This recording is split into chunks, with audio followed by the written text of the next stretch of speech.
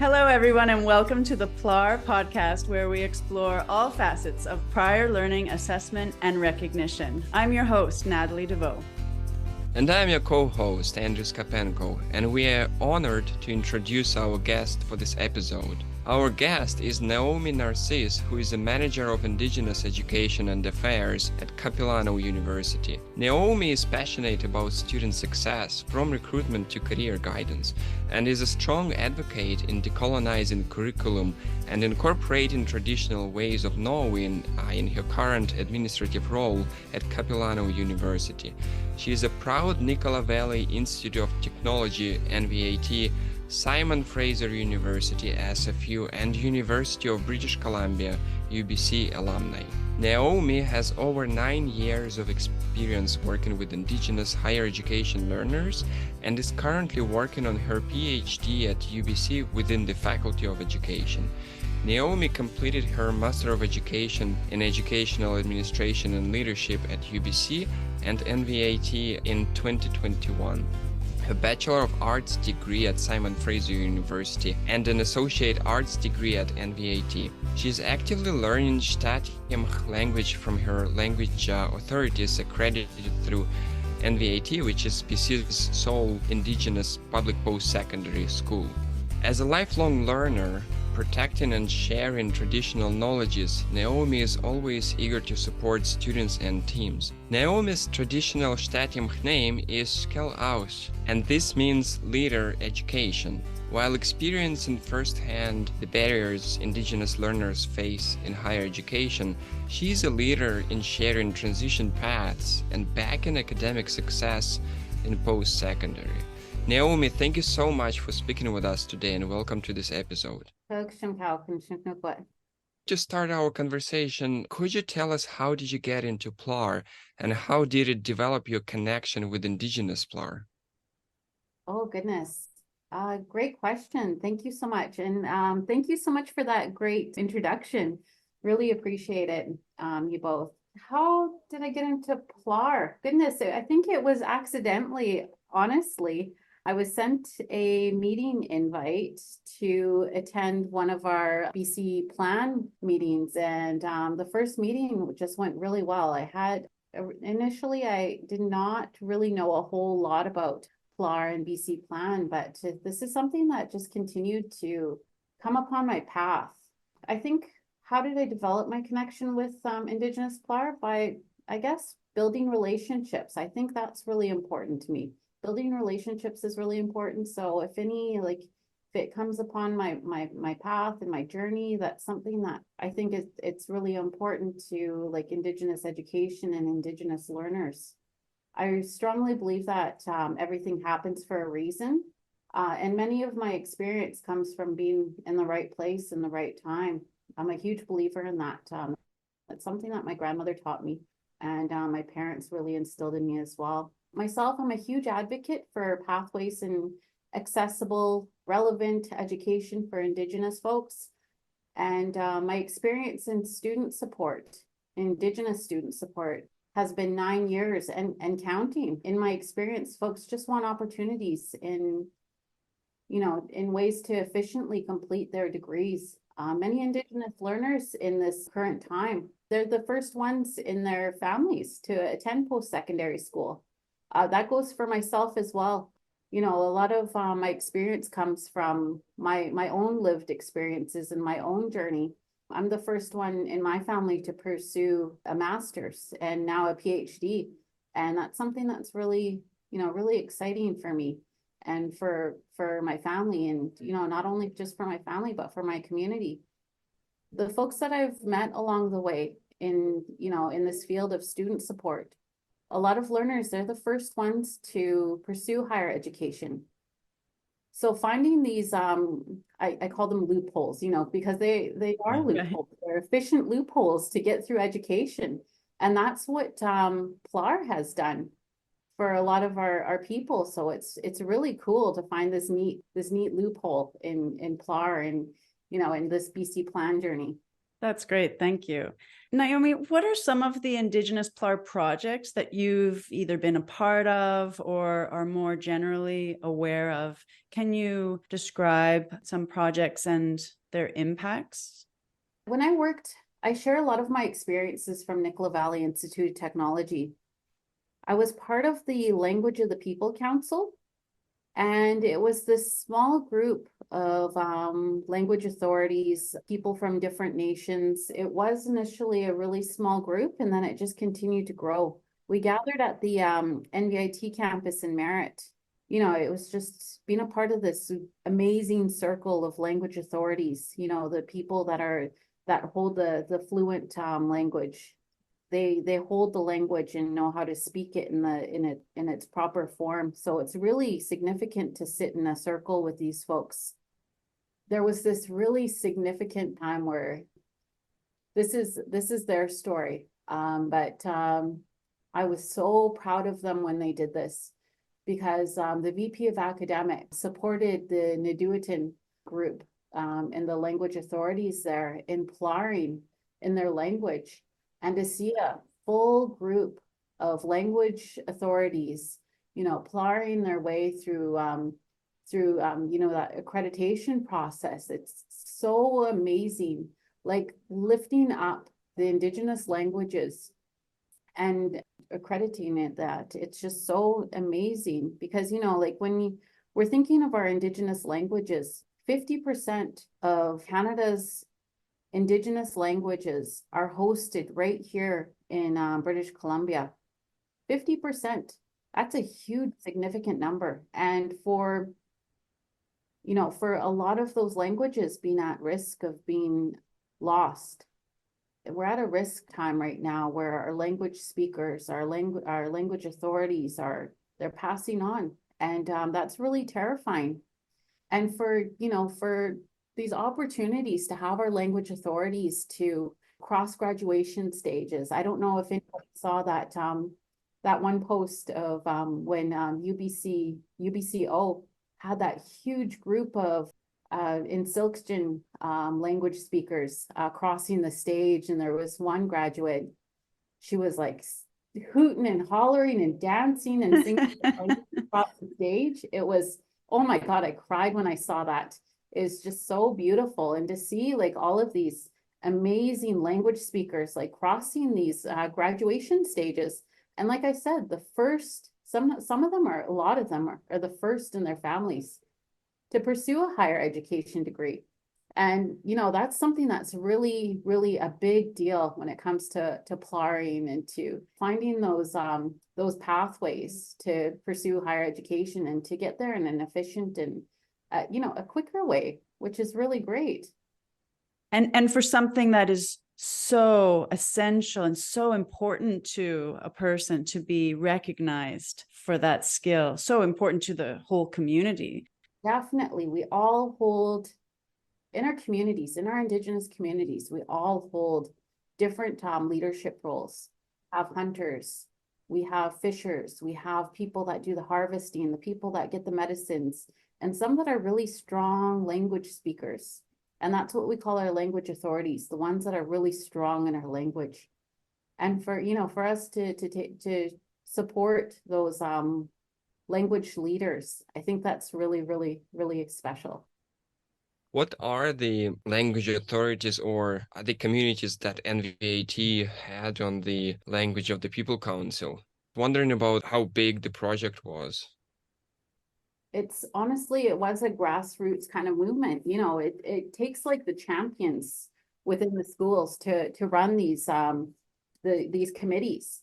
It's so amazing to see like just a bunch of folks coming together and language authorities from different nations coming together and saying, you know what, we need to sit down and talk language. We need to sit down and see what we're going to do next. What are our steps? If we're going to go through accreditation through higher education, how are we going to do this? And then it started before like thinking of PLAR. This started before like, just like thinking like, okay, we're going to accredit we're going to do our language through an accreditation, go through higher education.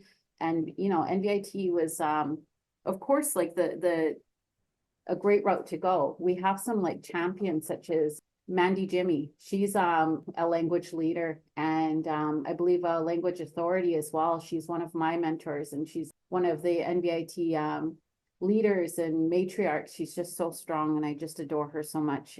But when it comes to education, when it comes to language, everybody knows everybody. And it's funny. I'm going to go down another like a route of a story here. One of my language teachers, we're learning how to say where we're from, and we're all doing our introductions. And I was like, Naomi, Narcisse, Muta, Shkal Ouchin, Squachicha, Kaklik Mokkan, Chkwalik Mokkan, Atlia Mokkan. And then our language teacher started laughing. And we're all kind of just sitting there like, oh my God, we're doing it wrong. We're doing it wrong. And she was like, this is so weird. She's like, this is so weird that we're introducing ourselves. She was like, we never had to say, I am from Pavilion. I am from Fountain.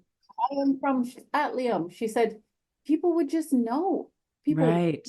know by, just hearing the fluency, by hearing the, the dialect of like, sometimes when I'm speaking and I say something and somebody says, oh, you must be Chihuahua. And I'm like, oh, hey, how did you? Yeah, well, no, true. And thinking like, how do they know? And then I think like, oh, okay, I'm speaking the words that the way that my granny taught me, that my that I would hear from my granny or from my dad. And I was thinking like, yeah, but anyways, it's really cool when it comes to language, when it comes to Indigenous education, that circle is really small. So when those folks get together, it's like, okay, we're going to work on this. And then this is how we're going to do it. And then we're going to power through. And then, just going down that route of like PLARing language. And then it's like, okay, we found another route. Let's go. We're going to do it. And then, for NVIT to do that with the Naduitan people, with the Naduitan folks, I thought that was so cool. And to see that huge group and to see them all like go to graduation. Oh my God, if you see the videos or the pictures from NVIT, I was having such FOMO that day because I couldn't make it for NVIT graduation out in Merritt. And I made it for the Vancouver one, but Merritt really shut it down that day. They always have a huge graduation ceremony at NVIT out in Merritt on the campus there. And there's like, we have our dancers, we have our singers and the drums of the heart. Oh, wow. It was just like boom, boom, boom, boom. Every graduation is like that. I remember one of our national chiefs one year. It was so cool. I think it was the graduation year that I was in Merritt still when I was living there. But one of the national chiefs flew in via helicopter because they wanted to be there to support, the Indigenous graduates, and they flew in via helicopter and came in and did some congratulations and rah, rah, rah, and then ended up staying for a little while and had to fly out right away. But for to have those graduations upheld with such respect. But NVIT this past graduation year, they ended up having 2 days of graduation, and that's huge for NVIT. It's a very, very, we're small, we're small, but we're mighty. And to have 2 days of graduation and one specific day just for language, because there were so many language learners graduating out certificate level and then diploma level, and then to have like this pathway because of the work of Minister Kang and Melanie Mark and Dr. Verna, Billy Minabariat, and Jeanette, and they're from the Naukin Center. Jeanette and Tracy, they were helping with the the pathways of students going from the first year certificate, second year diploma, and then they had this pathway to go into continue on with their bachelor's degree, and to have like this huge wave of Indigenous language speakers graduate out at NVIT, and a big chunk of them, like they ended up PLARing some of their courses, so they were able to graduate with perhaps it was their certificate year, but they were already fluent language speakers, so they were able to PLAR some of their courses and to kind of like streamline through and to get through quicker through their graduation process. So education is changing. It's always shifting.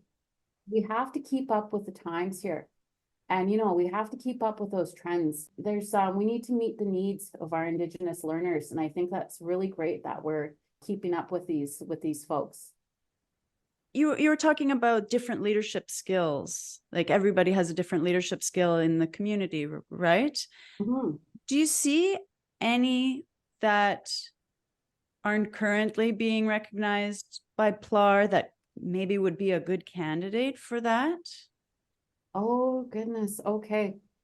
Oh, I was just going to mention too, I'm a little bit foggy because I was participating in the Vancouver Indigenous Fashion Week. It was so cool. I was participating with the Butterflies in Spirit, and they are huge, beautiful advocates for the missing and murdered Indigenous women, MMIW, G2S+. I was really honored to be able to stand with them and open the Vancouver Indigenous Fashion Week. And this is something that happens in Vancouver, just a little shout out to them. This is something that happens on an annual basis every year. And they are hosting Vancouver Indigenous Fashion Week, downtown Vancouver, all of this week. So yeah, if you ever get the opportunity to check it out, guys, please check it out. And they stream it online. It's at the Queen Elizabeth Theatre. So that's why I'm feeling a little bit sleepy. But as I'm talking here too, I am just thinking, like, what would be so neat is there are a lot of innovative Indigenous folks in education right now. There is one of our campus locations. They are running an adult ABE program. And what they're doing is they're kind of interweaving, weaving different ways of knowing and doing into their classrooms. And I see a lot of Indigenous faculty that are doing it as well. So they're having like criminology classes, sociology classes, statistics, and then they're trying to interweave like different teachings and learnings and language, ways of knowing and doing, and hosting circles in their classrooms as well, which is really great.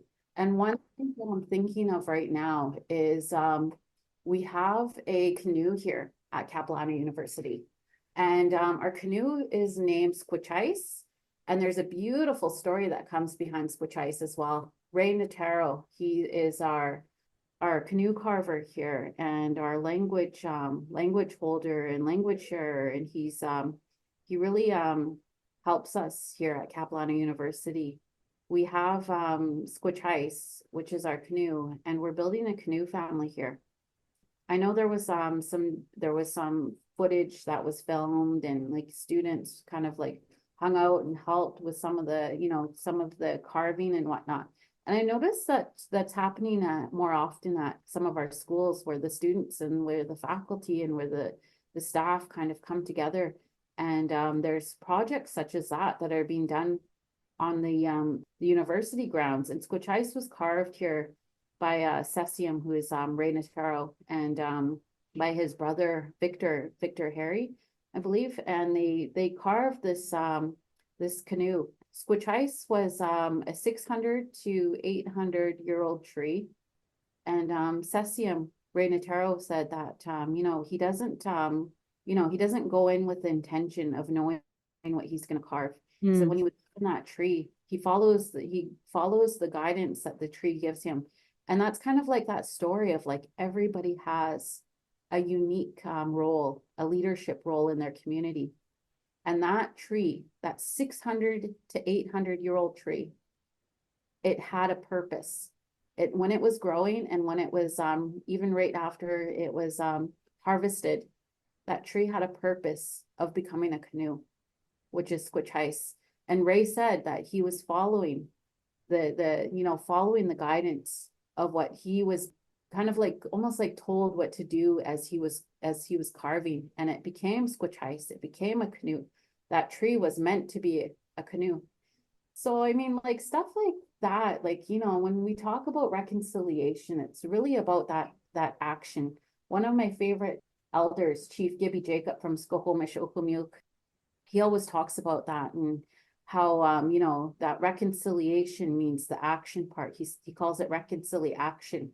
And I think that's really important. Like, if we're gonna, like, you know, become like, if we're gonna have like these totem poles, if we're gonna have these you know, these canoes and these carvings and this really significant, like, amazing work, if we're gonna have this work being hosted like on our universities within our higher education areas, it would be so awesome if we could have ways of incorporating that into higher education, and incorporating that in a way, like, you know, it just, you know, it really honoring and respecting people's time. There are some people that are like, you know, when it comes to language, when it comes to courses and like that can be PLAR'd, really recognizing and uplifting those folks that that really have that keen knowledge in those areas. Right. And facilitating that process of becoming. Definitely. Yeah, they are a teacher, and it's wonderful to recognize that they are a teacher, and PLAR can contribute to that recognition of their becoming, going deeper and deeper into that vocation. You bet. Going back to the language authorities, I'm wondering, for institutions that are just starting to develop frameworks to recognize Indigenous languages through PLAR, what are some of the things that, in your experience through NVIT, that you found that worked well when developing the framework for PLAR credits for Indigenous languages? Is there something that you noticed really worked well and made the development process easier or more effective? Definitely. Well, like I said, there are these you know, these language champions. There's champions that and when I talk about champions, there, for my nation, we have language champions that aren't fluent language speakers. They're not, you know, they're not going through the process of going through the classes or anything, but they're the ones that are so passionate about, you know, getting to that level of accreditation, making sure that our people's time is respected and honored. And, you know, there's those champions that are really helping on, you know, building those paths. And Naukin has done they are out in Silkston territory, and Naukin has done some really great work on, you know, building these shells, building these syllabi. And I think that's something that, you know, even like the ministry can take on, is because they are, you know, you see these toolkits that are kind of guided by the Ministry of Education. And if we could have like a toolkit that is up to date and completed with that includes language. And I know she's one of my mentors, Dr. Verna Billy-Minabariat. She is so smart and so amazing when it comes to this toolkit work with, you know, and making sure that we are accrediting the language, and, like, you know, making sure that our communities know how to go about doing so. And I think including like PLAR would be such an awesome opportunity to get, you know, to make this path even stronger. It's almost like we're building these, this like kind of like brick path almost, and like, or almost like clearing this path in some sort of way. And if we could just continue to grow that path and to make it more visible for folks to see like where we're going, and better ways of pursuing education, better, more efficient ways to get through education. And like we're talking about, like, you know, keeping up with the times, keeping up with the trends, and seeing like how we can support learners to get through their education in a more efficient way. You know, you see all of these other universities and these schools doing micro credentials, and there's a reason why they're doing that, because it, you know, like there's quicker ways to get your credentialing. And, you know, PLAR has been like this great way of pursuing credentialing as well. But like I was saying, there's these toolkits that I know Dr. Verna Billy-Minabariat has been working on. She's doing some amazing work. She's one of my favorite people in the world. She's one of my matriarchs, one of my leaders, and somebody that I really look up to. So I know that they're doing some really great work. And I just want to say, like, when it comes to this, when it comes to, you know, it's not about like rush. It's about, you know, really acknowledging and honoring people's time. There are some, you know, lifelong learners out there. It's really great when we see lifelong learners out there pursuing their education, and when they notice like, hey, I've already taken this before. I've already seen this before. I've been down this path before. All right, like let's figure out a plan to PLAR it, and then like to see like these PLAR packages being complete. Like it's just so amazing. I mean, my first experience with kind of getting an idea of what PLAR was. It was one of my dear friends. They sit on CNC, Chief and Council, and they sit on Chief and Council, and they were pursuing their higher education credentials. I was working in student support, and they plopped down this binder, this package on my desk, and they were asking, "Oh, do you know where I can hand this in?" And I'm like, "What is that?" They're like, "Oh, this is my PLAR package." And I was like, "Holy smokes, PLAR, what's PLAR? What's that?" And he was saying, "Well, I've already done this course before. Not this specific course, but I've done this before." And him being on Chief and Council, I know time is really important. He not only has himself to look after, he doesn't only have his immediate family to take after, but also his extended family. And when I'm talking about his extended family, I'm talking about his community. He was he was sitting on Chief and Council, so he had his whole community to look after. And through his through his education, I've noticed his responsibilities have grown and grown and grown. And not only, a leader within his own nation, within his own band there, I mean, but within his own nation, within the Secwepemc Nation there, he's a big leader in that area as well. So, PLARing is really important when it comes to our leaders. For him to to have that opportunity to PLAR something, like I've already done this, so I'm gonna PLAR it. And to see that PLAR package there done complete, and to see all the work that like check, I've already done this, so here's my package, and off he goes, and he's on to his next course. So this is really significant. Like I say, I really want people to see, like, when Indigenous folks are doing education, it's not only for me, it's not only for my kids, it's not only, it's for our communities. It's for those to come. It's, to respect our ancestors, and to make sure that we're pursuing our education with, with all of those folks in mind. So it's really a big deal. So this is like, we're talking about PLARing a course, PLARing a program. This is huge. This is a huge deal. And when we see all of those language learners, graduating and completing their credentials in a more efficient way, and for PLAR to be a part of that's a big deal. That kind of just hits me in the feelers there. Yeah, thank you, Naomi, for stressing that. You're right. It's not just about efficiency, and it's not just about the individual saving some time. It goes so much further. Like in the situation that you were describing was for his entire community. That time was very valuable. We have one more question, concluding question as a conclusion to the episode. What advice would you share with applicants, students, professionals who are on a PLAR journey? Well, like I said in the beginning, it's about building relationships. It's really important. And like I said, it was kind of accidental that I kind of ended up on this path of sitting with BC Plan and learning about PLAR.